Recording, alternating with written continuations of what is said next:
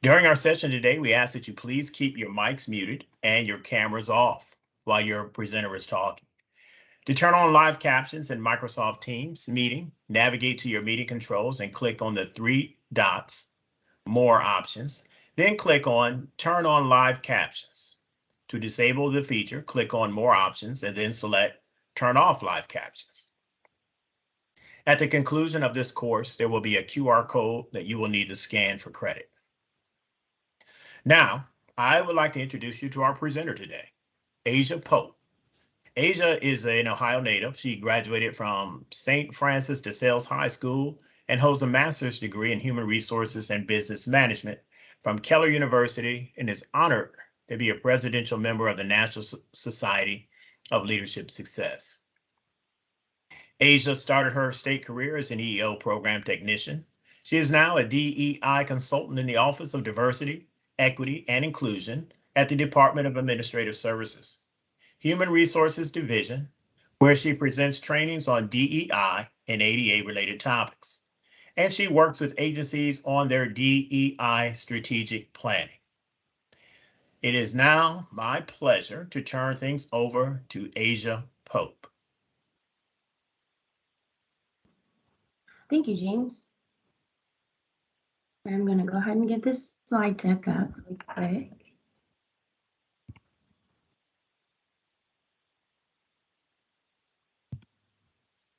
Are you all able to see the slide deck?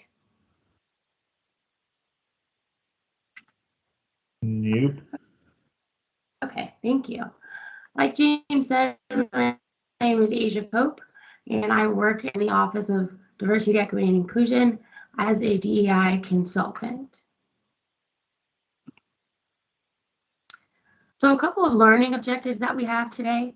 Our first one is the history of the Americans with Disabilities Act. Objective 2 is our ADA definitions. Objective 3 is Americans with Disabilities Act. We're going to talk about titles 1 through 5. And our fourth objective today is our reasonable accommodation process. So like I said, for our first objective, we're just going to go over the history of the Americans with Disabilities Act. We're going to start today's session by discussing the history. And among the history of our ADA was the Americans with Disabilities Act's Amendments Act of 2008, Section 504 of the Rehabilitation Act of 1973, our ADA of 1990 disability, the ADA Amendments Act 2008, and on the federal side, we have our state. This was my next one. I wasn't listening. Sorry. And on our state side, we have our Ohio Civil Rights Act, ORC 4112. We have our state disability inclusion program, which James Cleanskill, as many of you heard, he leads for us. We also have an ADA state policy that will be coming out shortly, as well as orders and directives. The order that came from Governor DeWine was the executive order of 2019-05.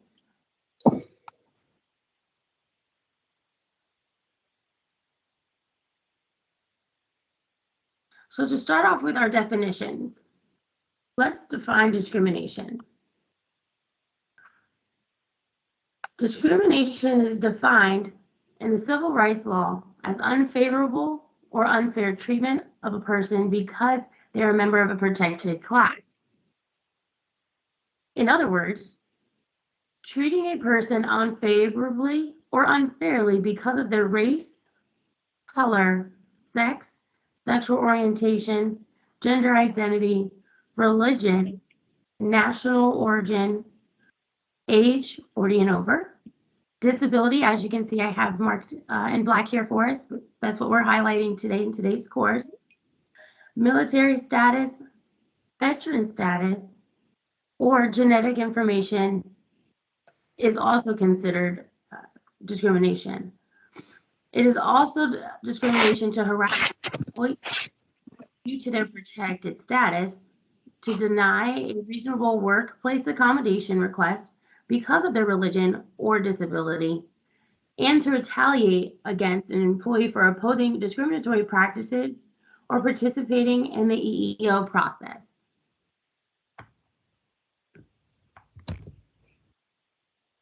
So when you see the word disability, you may be thinking a couple of different things. It could be somebody in a wheelchair. It could be somebody who's hard of seeing, or they are hard of hearing. But the definition it is an impairment that substantially limits major life activities.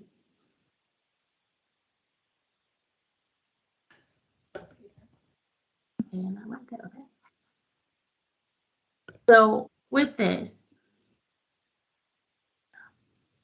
a record of the person's physical or mental impairment that substantially limits a major life activity, or when an employee takes an action prohibited by the ADA because of an actual or even perceived impairment that is both transitionary and minor, or and otherwise regarded as.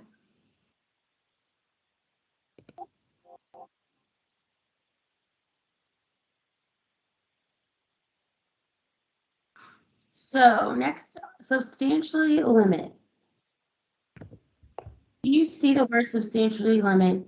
There's a couple things you may be thinking. You may think that it's causing a lot of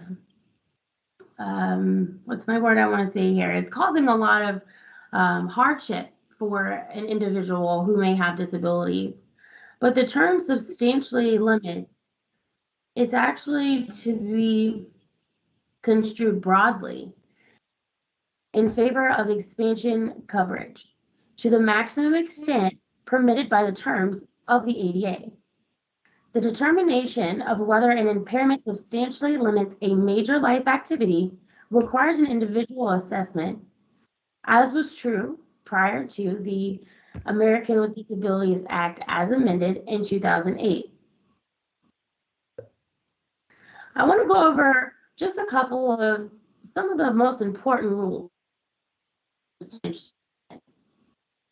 Mitigation measures will be considered when determining whether a person is substantially limited in a major life activity.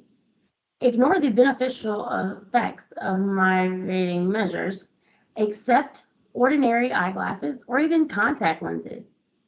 Migrating measures could include medication, medical supplies, equipment, appliances, low vision devices, other than ordinary glasses and contacts, prosthetics, including limbs, and devices such as hearing aids or other implantable hearing devices, mobility devices, even sometimes oxygen therapy equipment and supplies. So migrating measures, it can also, it includes a lot. And amongst that, it could be our assistive technology, which I missed. It could be our auxiliary aids and services, or even learned behavior or adaptive neurological modifications, or even therapy. So, for example, a person with epilepsy who takes medication to control his or her seizures will most likely be substantially limited because we will consider what his or her limitations would be without her medication. And note that the ADA states that the beneficial effects of migrating measures are sometimes ignored. If the migrating measures itself causes any limitations, then those will be considered. When trying to figure out what a person's limitation might be without migrating measures, some options may include limitations that a person experienced prior to using a migrating measure, the expected course of a particular disorder absent from the migrating measure, or readily available and reliable information of other types. Limitations that are episodic or even in remission will be considered as if active.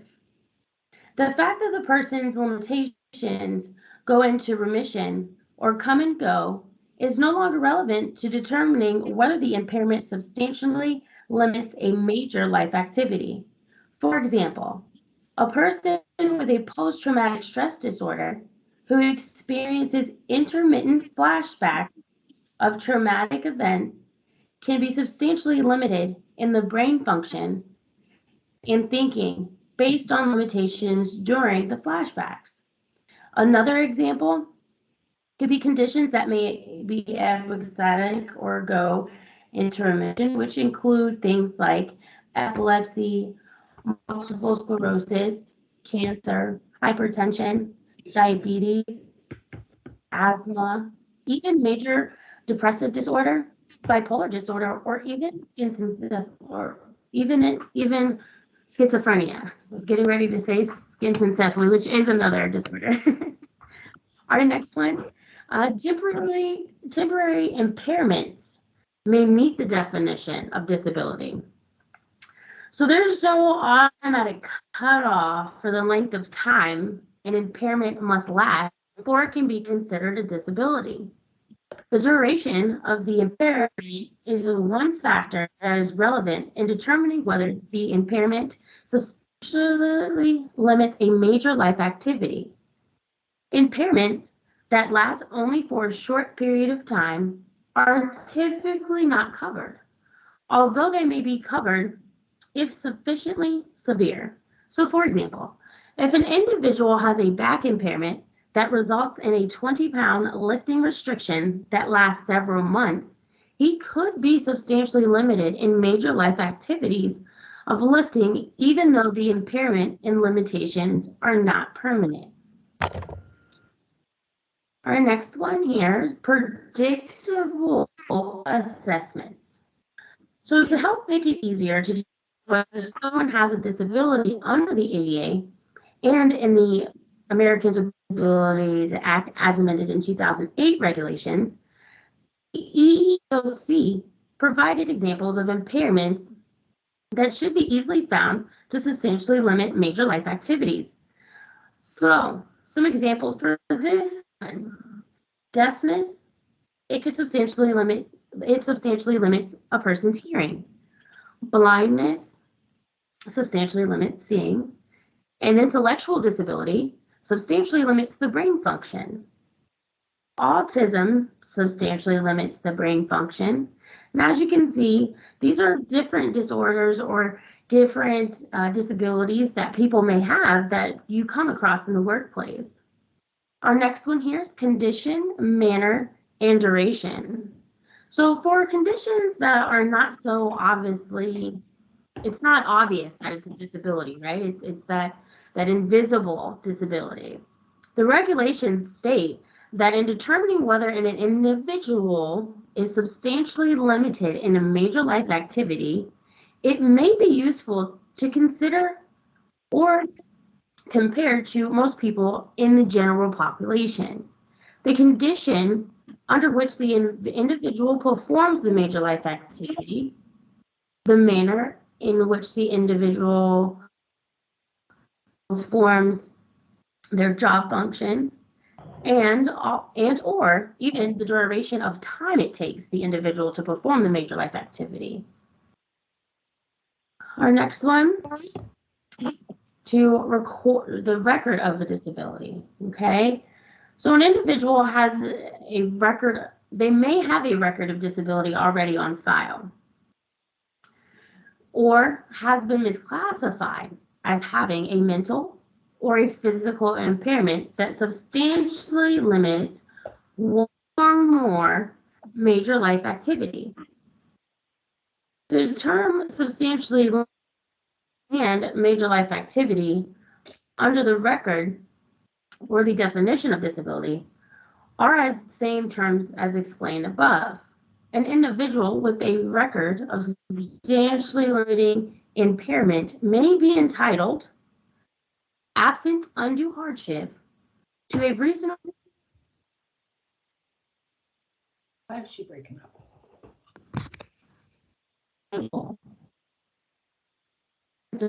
That is now cured believe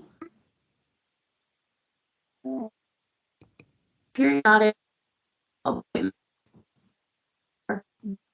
She keeps breaking up. Asia, sorry to interrupt, God but bless. you're going in and out. Mhm. Not sure what's going on there, but just to make you aware of that, we're having a little trouble hearing you. Amen. Okay, I'm gonna fix it. Maybe.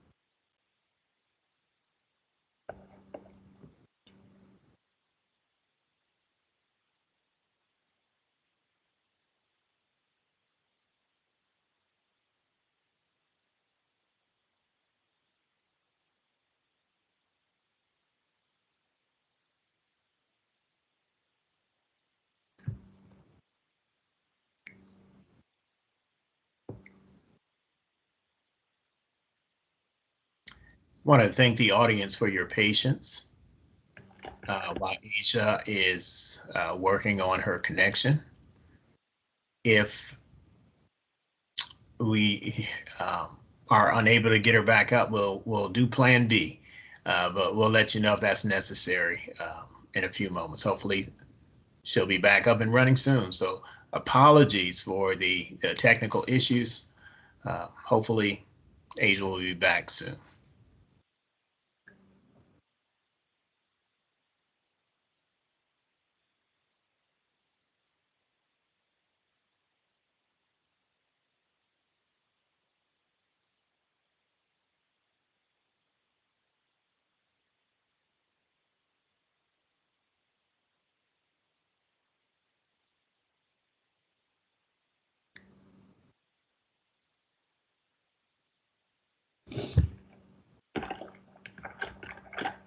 She's got a little chance.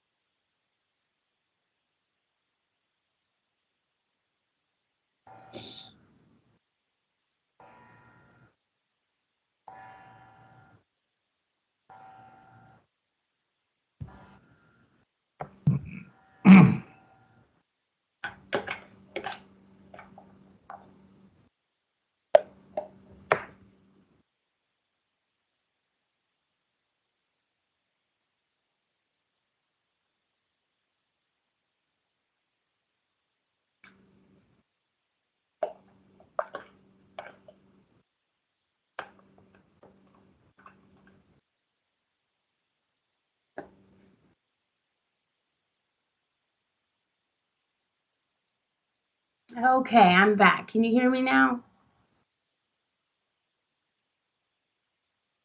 Yes, Asia. Perfect. Thank you, James.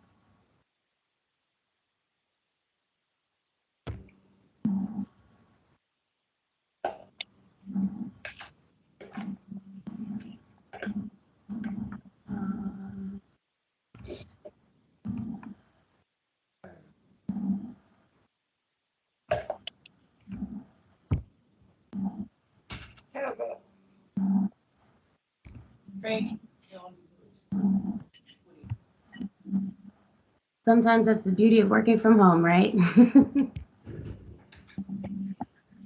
Okay, and I was at regarding the record of disabilities where I was.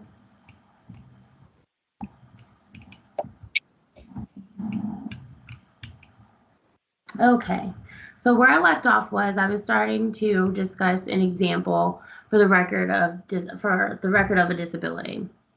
So, for example, an employee who had cancer that is not cured may need to leave or schedule, or even they may need a schedule change to make sure they make it to their medical appointments to make sure the cancer has not returned. So that would be a good example of the disability already being on file.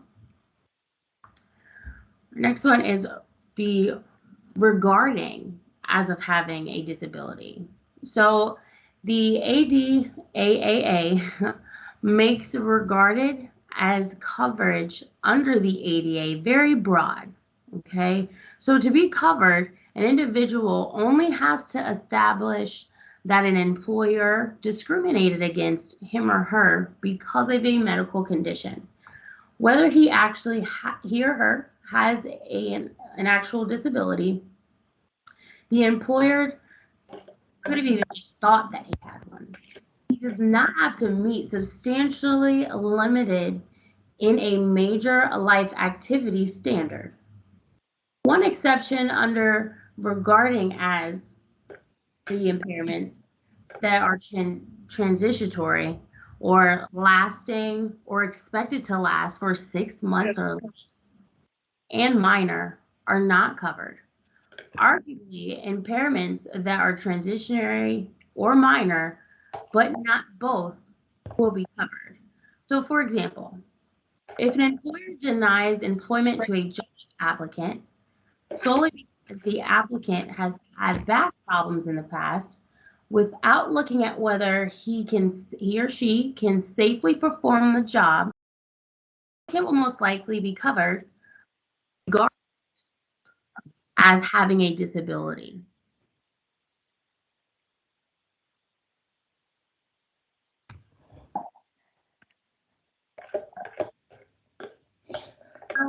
Damn, I can't hear the damn thing. Just a reminder, everybody, to please keep your mics muted.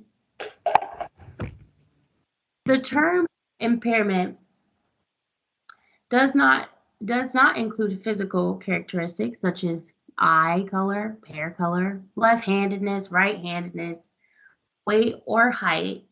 I don't know why those are going so fast, sorry. Weight or height or muscle tone that are within normal range and are not the result of a psychological disorder, characteristics predispositioned to an illness or disease, pregnancy, common personality traits such as poor judgment or even a quick temper, where these are not symptoms, the timing is so off. Where these are not symptoms of a mental or psychological disorder or environmental, cultural, or economic disadvantages such as poverty, lack of education, or a prison record. So again, the impairment definition here, it is still any psychological disorder or condition, cosmetic disfiguration, or anatomical loss affecting one or more body systems, or any mental or psychological disorder. As you saw a couple times already, our next definition here is major life activities. So the major life activities include, but are not limited to, caring for oneself, performing manual tasks, seeing, hearing, eating, sleeping, walking, standing, sitting, reaching, lifting, bending, speaking, breathing, learning, reading, concentrating, thinking and communicating, and also interacting or working with others. The American with Disabilities Act, as amended in 2008, added the operation of major bodily functions to the definition of a major life activity. Major bodily functions can include functions of immune systems, special sense organs and skin, normal cell growth, even your digestive system. So note that the list that I just provided to you and the definition of major life activities is not exhaustive by any means, okay? There's a lot to the major life activities. I just want you to know that these are just examples of things that can be considered major life activities. Our next definition here is undue hardship. So the definition of undue hardship is an action requiring significant difficulty or expense when considered in light of a number of factors. So when considered in light of a number of factors, these factors include the size of the employer, the resources made available,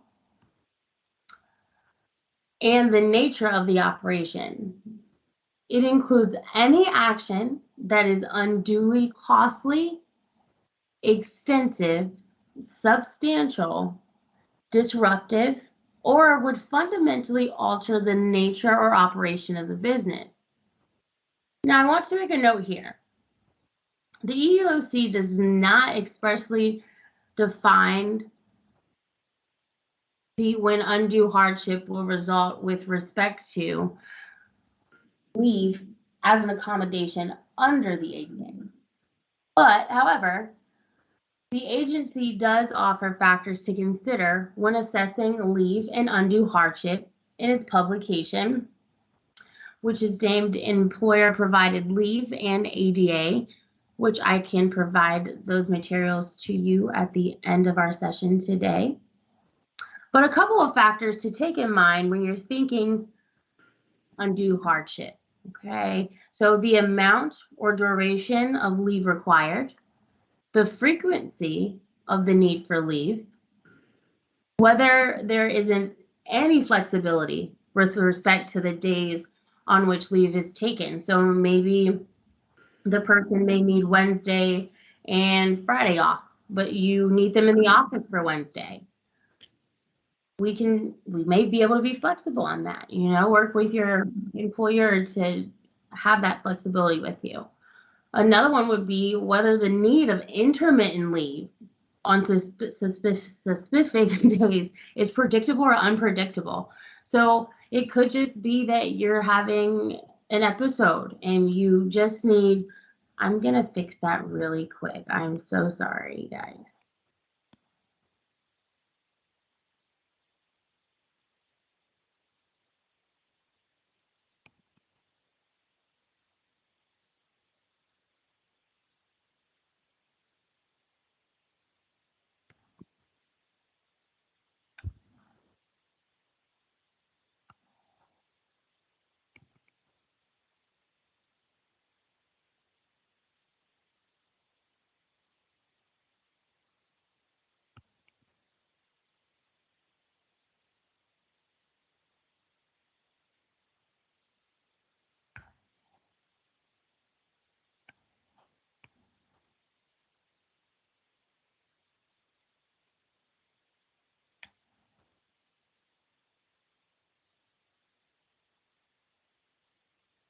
Okay, here we go. That should work now. I'm so sorry about that.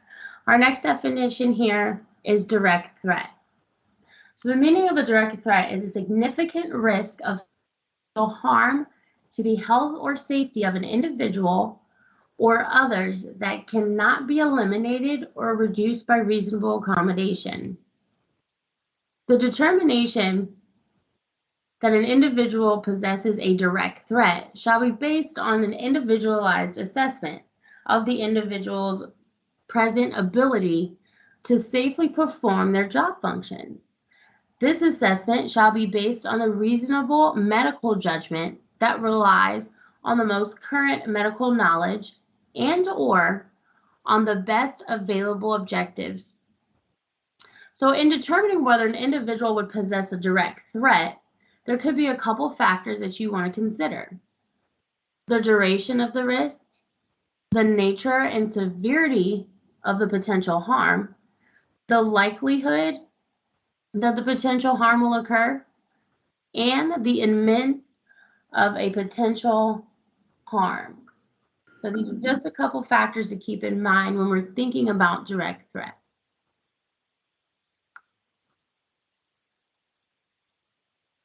Our next objective here is the Americans with Disabilities Act's titles.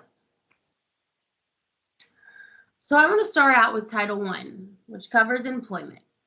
Title I requires employers to provide reasonable accommodations for applicants and employees with disabilities, and it also prohibits the discrimination on the bias of disabilities and the aspect of the employment.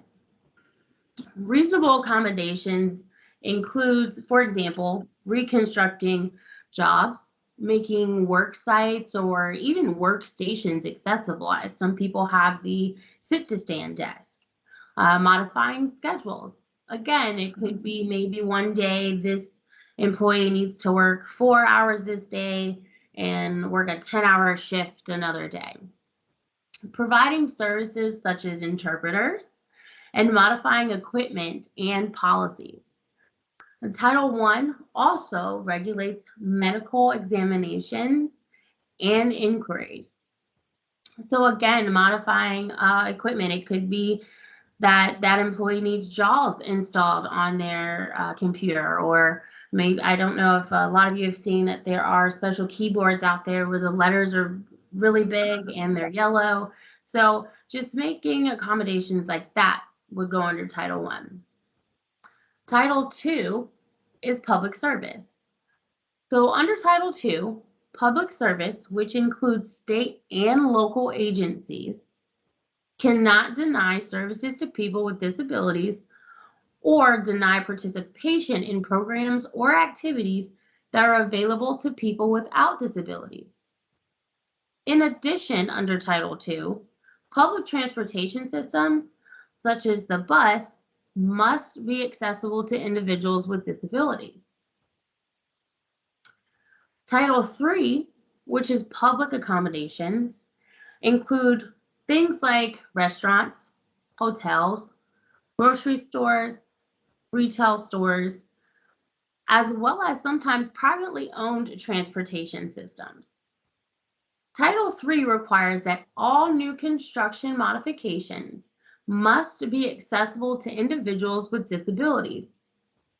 For existing facilities, barriers and services must be removed if readily achievable. Our next one is telecommunications, which is Title IV.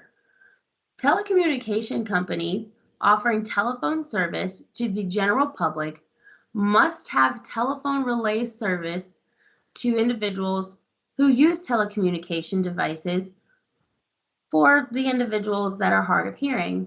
A lot of times that's called TTYS or similar devices.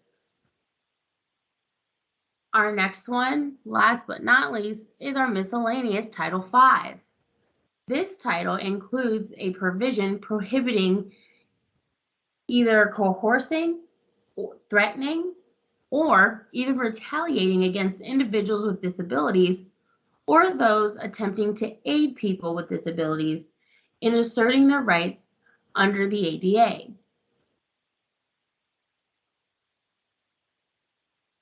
Title I regulations. As you heard in my last slide, we have to define the disability. We have to define what the disability is for our organization. But a lot of times we can use our EEOC, or like I said previously, our state ADA policy has disability defined in it. It is part of our disability inclusion program. We also want to establish some guidelines for reasonable accommodation processes. So making those do's and don't sheets, making those helpful tip sheets for your ADA coordinators to help them navigate through the reasonable accommodation system. Once again, I want to give a shout out to James Cleanscale, our state ADA coordinator, who's done a wonderful job of establishing guidelines for us around the reasonable accommodation process. Next, we want to address medical examinations and inquiries to self and others. So here, sometimes, like I said earlier, you may not need an actual medical documentation for a reasonable accommodation. It could be something as simple as you have an employee who is in a wheelchair and you're in a building that doesn't have elevators. So if there's only steps, for that reasonable accommodation, I mean, you wouldn't have to go through the whole process of getting that medical examination done. We can move the meeting down to the first floor so that employee can participate in the meeting as well. Next one, our next regulation for Title I is to define direct threat, which we are ahead of the game and I have already done. Our next one here, Title I, okay, the ADA basics. So to start out with the Title I of Americans with Disabilities Act of 1990, okay, it prohibited private employers, state and local governments, employment agencies, and labor unions from discriminating against qualified individuals with disabilities in the job application procedures, hiring and firing, advancement, compensation, job training, and other terms, conditions, and privileges of employment. So for the job application procedures, okay, let's go back to that one. An employer cannot refuse to consider you for that job just because you require reasonable accommodation to compete for or to perform the job. So meaning if you have to, like I said earlier, let's use jobs again, right? Say there's a testing that you have to do for that position and you need a device that has the JAWS reader on it. You can request that. The employer cannot deny that from you if that's a piece of the reasonable accommodation for you to complete the application process or even perform the job if you get hired. Now, with the hiring, okay, the reasonable accommodation can take many forms, okay? There's many forms of a reasonable accommodation. One that may be needed during the hiring process can include, but again, this is not an exhaustive list. It can include providing written materials in excessive format, such as large print, braille, or even an audio tape. Providing readers or sign language interpreters, which we have one today, and you will see them all throughout the day. Ensuring the recruitment, interviews, test, and other components of the application process are held in accessible locations. So again, if you're in a building that doesn't have an elevator or a way for an employee or an applicant to make it upstairs, just moving that interview or the meeting or team function, whatever it is that you may be doing, making sure to include that individual by moving it to the first floor. Providing or modifying equipment or devices. So again, having that machine with JAWS or having the Braille. When I worked over in Surface Road, we did have Braille in the building for an individual. And I thought that was so amazing because it, again, it's part of our disability inclusion. And last but not least, adjusting or even sometimes modifying application policies and procedures. So for example, a trucking company conducted job interviews on the second floor of an office. Like I said, there's no elevator. So the company calls, we're gonna call her Tanya, okay? Just gonna use Tanya. So we called Tanya to arrange for the interview for our secretarial position. Once we contacted her, she requested a reasonable accommodation because she uses a wheelchair. Now, installing an elevator just for her interview right?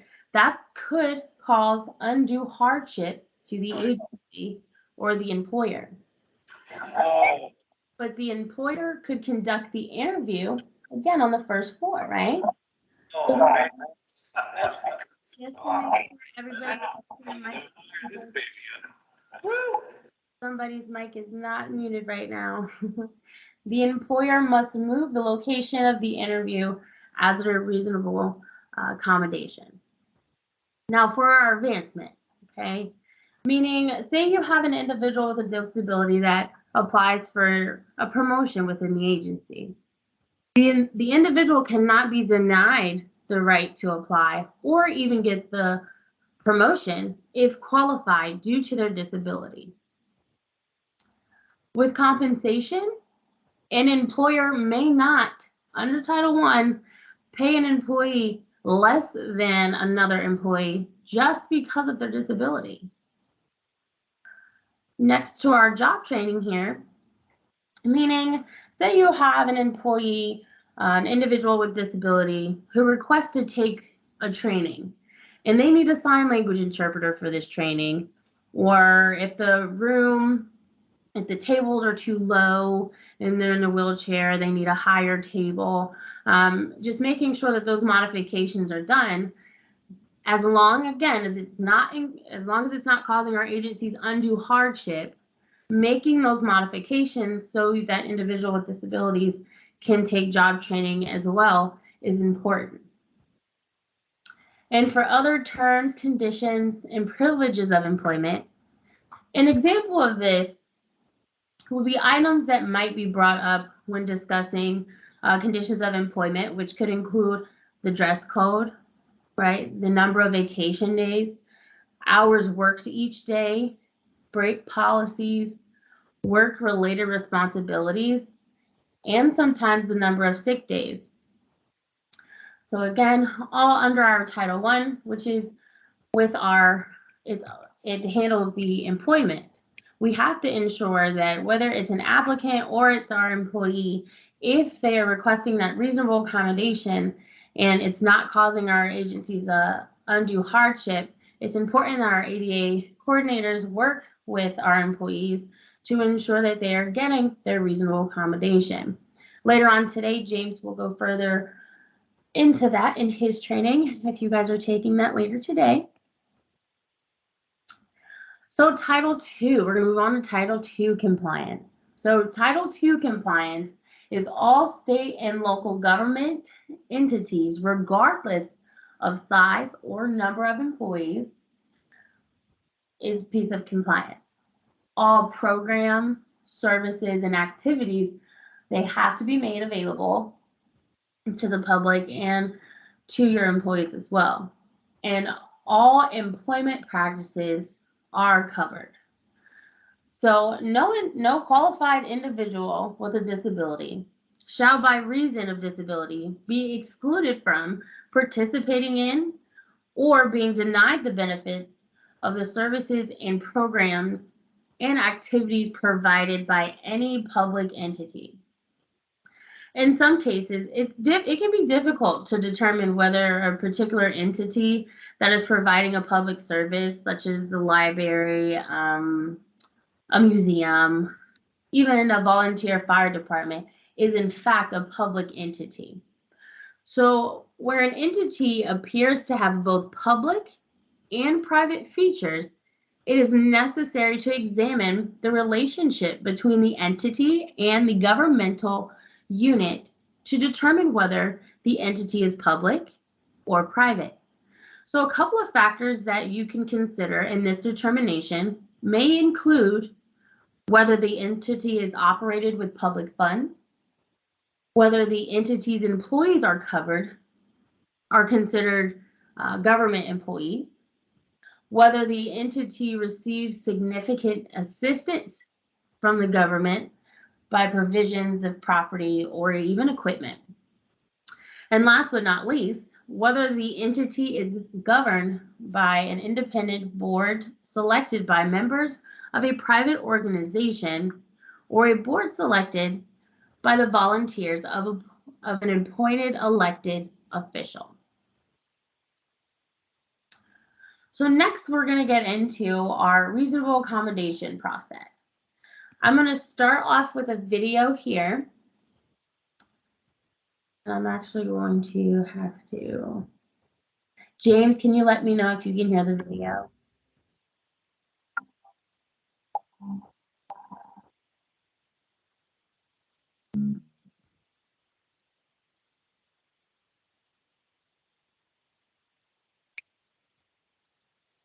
Are you able to hear the video, James? No, Okay. you have to turn your sound on.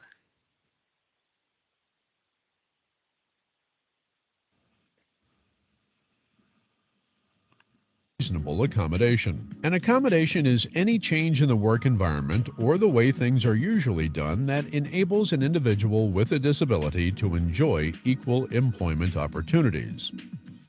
To qualify for a reasonable accommodation, you must be covered under the law as someone with a disability. Coverage is really the first step to putting together questions and answers that lead you through the reasonable accommodation process. The basics of the definition are as follows. An individual with a disability is someone who has a physical or mental impairment that substantially limits one or more of that individual's major life activities, or has a record of such impairment, or is regarded as having such an impairment. A qualified individual is one who meets the basic job-related skill, experience, education, and other job-related requirements and can perform the essential or fundamental functions of a position with or without reasonable accommodation. If an employee or applicant meets the definition of someone with a disability and is qualified to perform the essential functions of the job, with or without a reasonable accommodation, employers are required to provide a reasonable accommodation unless to do so would cause an undue hardship on the operation of the agency. With that in mind, let's talk about how the process should usually work. Applicants and employees with disabilities have a right to request an accommodation for changes to the job application process, changes to the work environment or the way the job is done, and changes to enable the employee to enjoy equal access to the benefits and privileges of the job. The employer's responsibility to provide a reasonable accommodation begins when an individual with a disability informs the employer that he or she may need an accommodation. An individual with a disability starts the accommodation process by asking for it. While no magic words are required, such as, "I need a reasonable accommodation," the person requesting the reasonable accommodation should make the request by identifying their barrier or limitation and the issue or barrier they need to overcome in the workplace. This request may be verbal or it can be made in writing.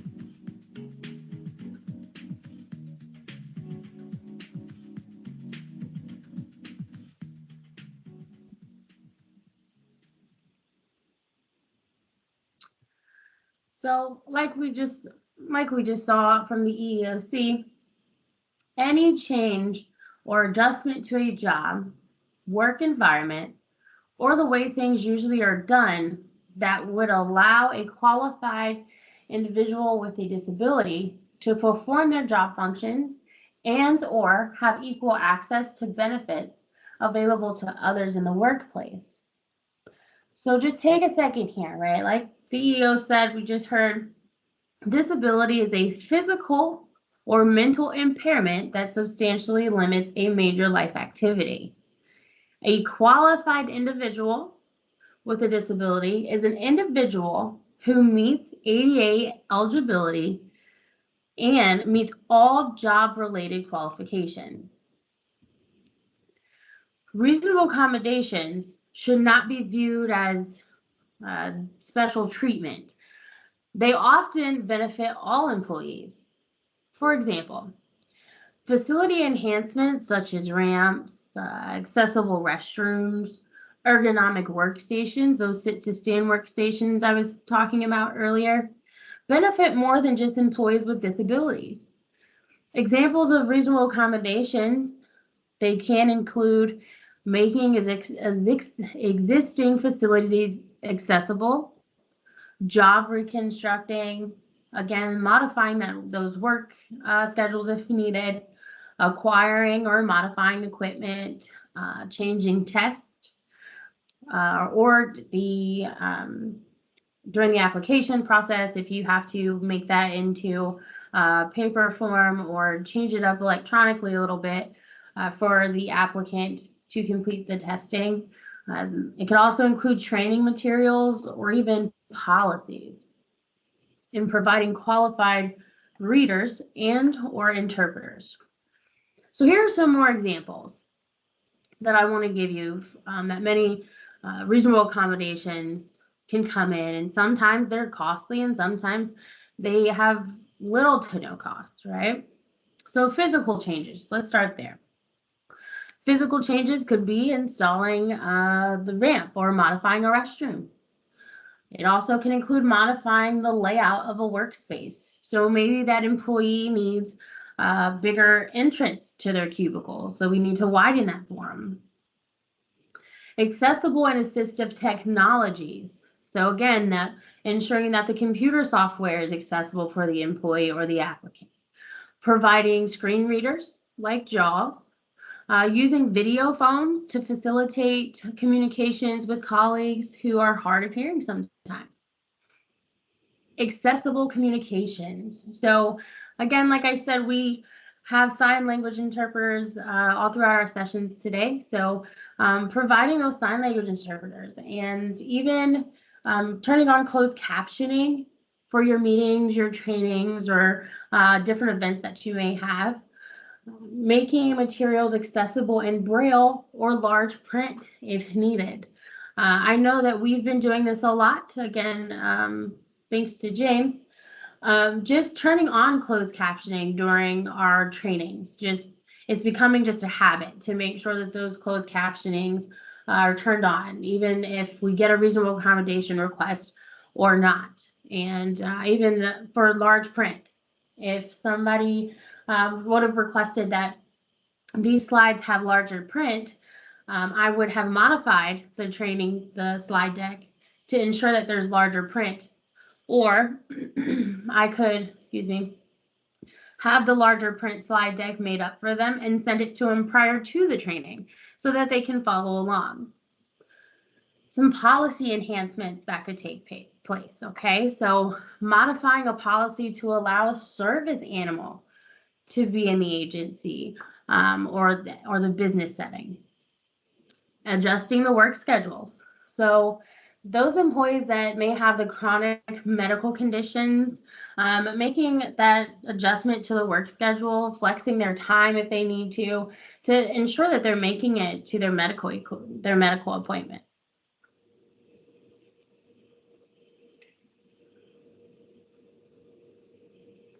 So there are 5 steps to the reasonable accommodation process.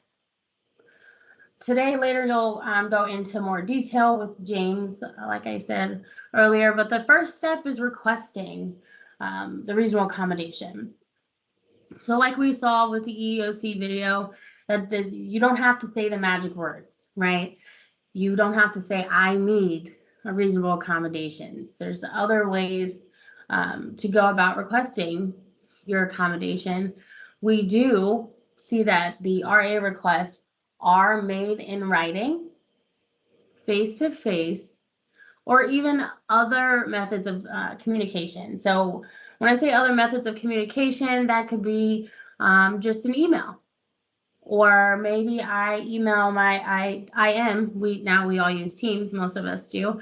I am my manager and say, hey, Jen, I need a reasonable accommodation. Can you help me out? And she referred me to Bobby, who is our ADA coordinator for DAS.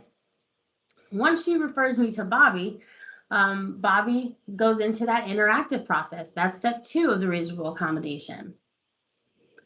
She talks to me and gets that discussion going. Step 3 would be the evaluation piece. So if medical information was requested, the ADA coordinator is in charge of reviewing that medical information. At the same time, they're going to review the preferred reasonable accommodation of the employee and determine its effectiveness And also think of alternatives as well.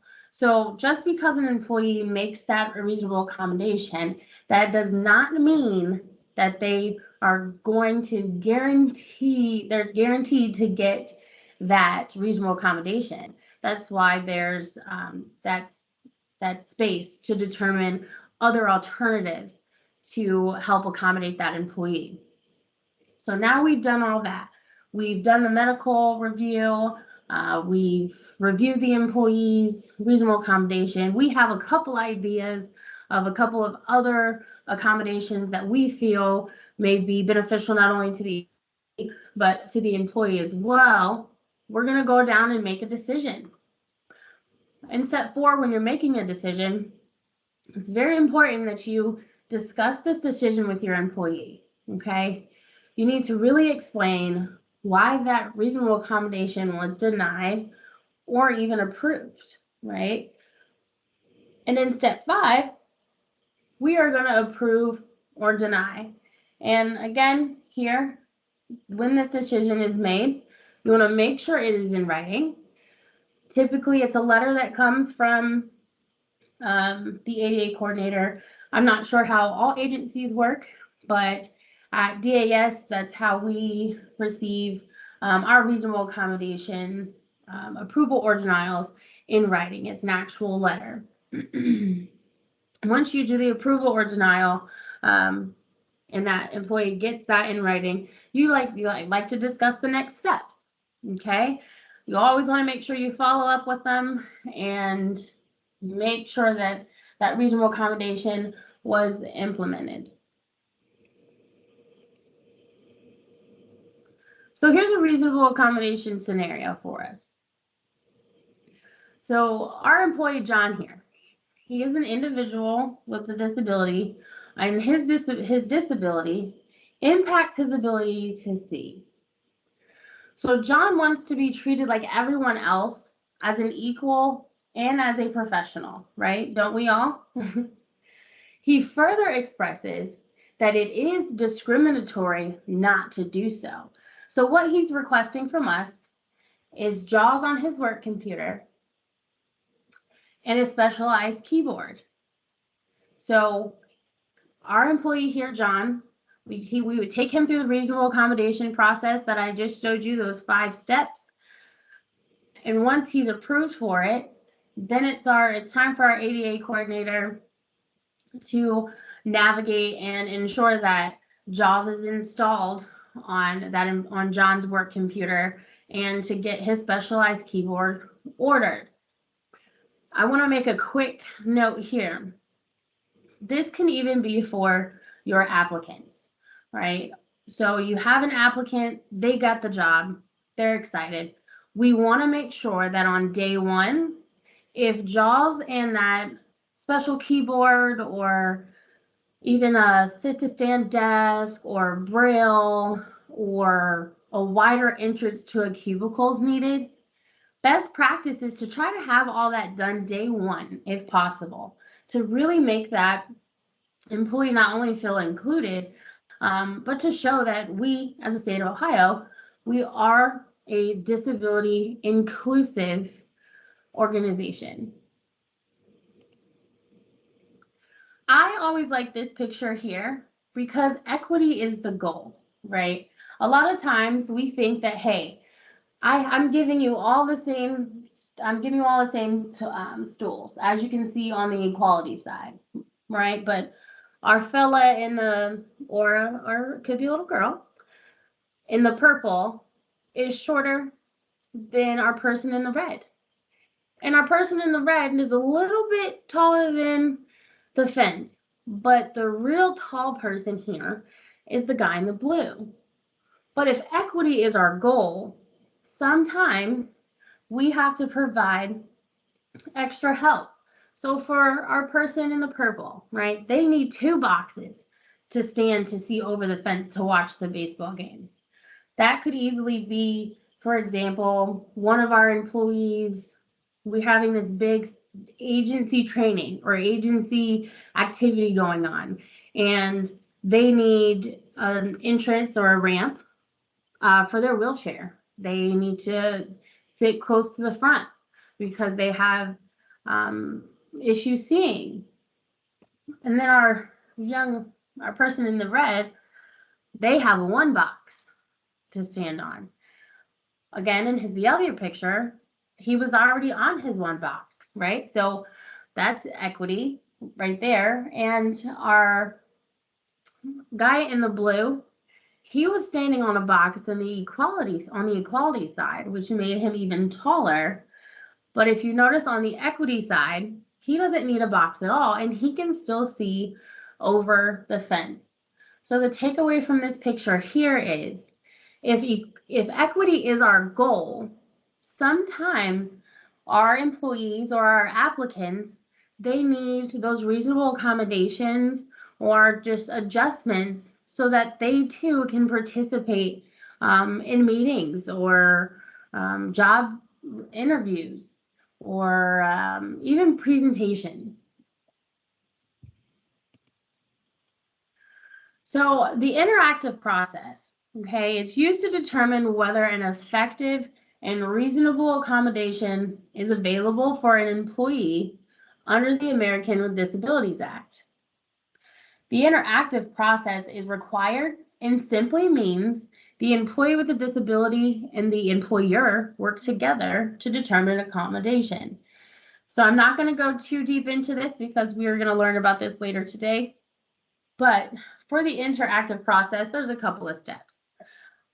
You want to start that conversation, listen and gather information from your employee. You also want to make sure that it's a safe place for your employee. Okay, we want to make sure that we're respecting what the employee has to say, taking in their ideas for their reasonable accommodation.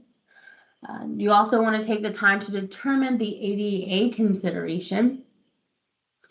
We have to think about, for the reasonable accommodation, again, is it going to cause us some undue hardship to the agency? So we need to think about, is it essential or is it a marginalized function? Next, you want to consider some solutions. Like we said in the 5 steps of the reasonable accommodation, right? Don't just stop at the employee wants X, Y, and Z. We're going to go ahead and stop there. If we can't do it, we can't do it. No, we need to think of other solutions to still help our employees feel included. And of course, lastly but not least, to implement the accommodation. So here in this is our same example that we had earlier with John and his JAWS reader and his specialized keyboard. Now, the takeaway from that scenario, right? The employer, not the employee, determines the accommodation. It must be effective, right? So that's why the employer should always engage in the interactive process. If we go through this interactive process and we find that maybe we don't have, on that computer, JAWS can't be installed. So we have to go out and get another system that will allow us to install JAWS on a computer. Okay, so again, it's not always about just stopping at exactly what the employer, exactly what the employee wants, right? We have to make sure that it's not causing any undue hardship or anything like that to any of our agencies. So ADA compliance best practices, okay? So our first one, we want to write clear employee handbooks and policies. Employers should have a handbook policy that instructs employees to contact HR if they need reasonable accommodations to perform their essential job functions. There should be a policy that's stating that the agency does not retaliate against employees who request reasonable accommodations. These are good baseline practices just to have in the agency. Here in the state of Ohio, I don't know if you guys have seen it, but we do have the Know Your Rights brochure. There are some helpful tip sheets out there that James has created. There are some really good resources on his webpage. So if you ever get a chance, go over there and make sure you take a look at that and look at all the different resources that we have over there. But we definitely have our state ADA policy, which will be coming out, and the Know Your Rights brochure, which covers Title I. And we are currently working with our agencies to ensure that their Title II notices are posted. Number 2, okay, we don't want to skimp on training for our supervisors and managers. So, of course, all of our employees need the ADA training, and I know that we all took the statewide ADA this year. But employers need to train supervisors and managers on recognizing the needs of their employees and responding to them in a very appropriate and lawful way. So, for example, if an employee tells his or her supervisor that they're having trouble arriving to work on time because of medical treatment, a manager without training and accommodations may not realize that, hey, this is the time for me to start my interactive process. I need to start this conversation with my employee to see what can I do for them? How can we modify their schedule so they can still go to their medical appointments? Number 3 that we have on our list here is to request medical documentation only when necessary. So the EEOC takes the position that employees may not even be required to start the interactive process when a need is obvious, okay? Now, when I say that, we don't want to go around assuming that, we see somebody and we feel they need a reasonable accommodation. That's not what I'm saying here. It could be you see your employee with the wheelchair that struggles to get into their cubicle because we didn't make that accommodation just yet to make it wider.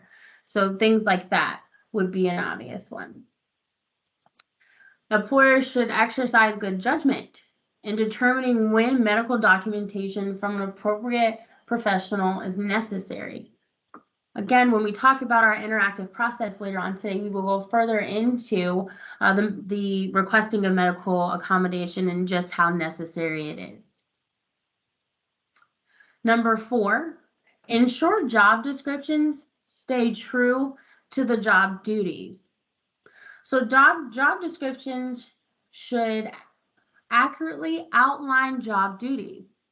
Descriptions can help establish expectations for employees and also set a baseline for what employers do and do not have to accommodate.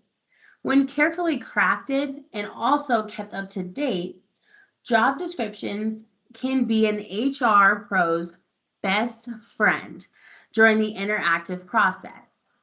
If not, they can transform into an employer's worst nightmare, which is litigation. So making sure that you're keeping your job descriptions up to date, it really helps during that reasonable accommodation process, that interactive process that you're going to go through when you're reviewing the employer's requested reasonable accommodation.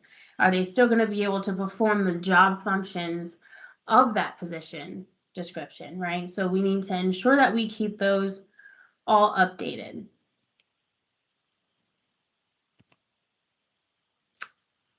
And now I can open up the floor for questions when James is ready.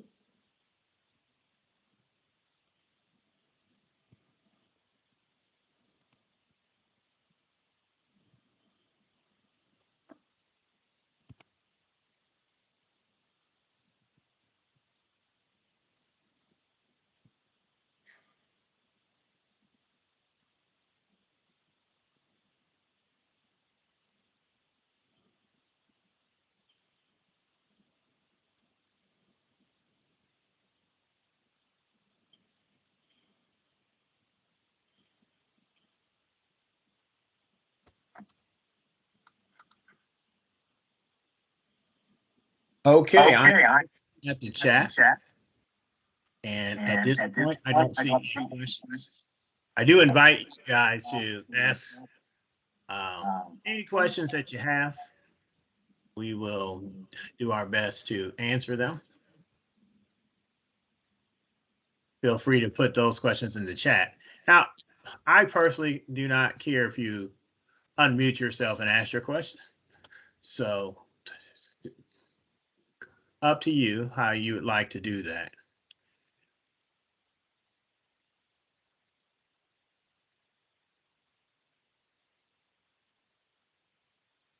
One thing I want to make sure that we do understand is that as a state agencies, boards and commissions, as it was explained in there, anyone who provides services to the public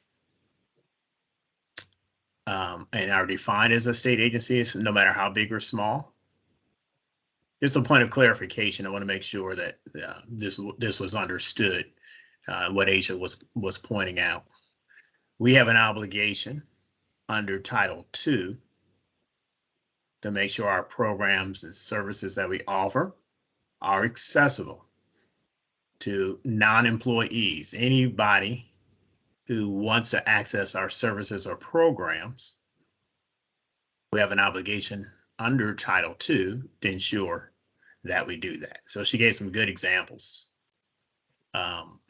regarding access issues. So like moving a meeting from the second floor to the first floor. So if we have a public meeting, someone with a wheelchair would like to attend, but there's no access to the second floor.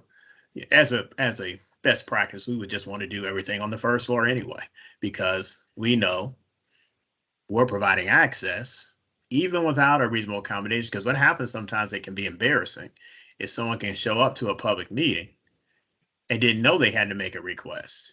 It's assumed that the meeting would be accessible. So it's a good best practice to do that. And then the other point of clarification I wanted to make is that under Title II, it requires us to be in compliance with Title I employment provisions. But that Title I is the employment part. So the things that Asia went over about employment, we have to follow Title I under Title I, and we have to follow Title I under Title II. So it just really kind of makes sure that we are providing that reasonable accommodation process under our Title I obligations. And in Title II, we don't forget that not only do we have to have access to our programs and services and anything that we offer to the public, meaning that it would include our websites. That's how most people access information today. There is a standard of accessibility that needs to occur in our websites. But anytime they want to access any of our programs, services, or activities, we're required under the ADA to consider the accessibility components and honor requests for reasonable accommodation, as was pointed out today. So questions could come up that you're not thinking of right now, which is fine. If that's the case, please feel free to email Asia or myself. Her contact information and mine is on this slide here. And also, you feel free to visit the website. I'm going to post the disability inclusion website into our chat today. And there's a lot more resources. And in the training that we have this afternoon, we're going to really break down that interactive process a little bit more and have really good examples for you there. So hopefully some of you can join us for that. I just pasted the information into the chat. We'll give you credit for attendance. So please make sure you look at that and go ahead and use that QR code or any other method so you can get credit for attending the course. But thank you guys very much for coming today. I still don't see any questions. And we appreciate you participating in this session today. I'm going to, again, I'm going to go ahead and put the website in here as well. So that if you would like to visit the Disability Inclusion website, please do so.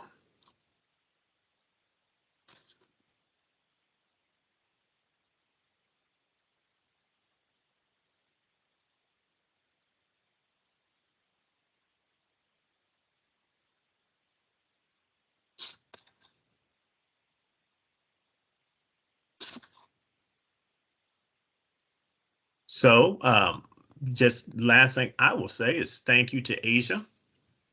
Thanks to everyone for attending. We hope you enjoyed the session. Again, if you have any additional questions, requests for slides or presentation materials, I've copied and pasted how you can access that. We want to thank you for supporting Ohio's commitment to diversity, equity, and inclusion. And please take a moment to take that survey that was provided in the chat. And remember, to receive credit for this course, you need to take a picture of the QR code or follow the links provided. But, I see something else. If you missed the QR code for credit, please send the code word for today's class to DEI@das.ohio.gov. The code word for this class is turtle. Enjoy the rest of your day, and thank you again for attending. Thank you, James, and thank you to everyone who attended my session today. Have a good day.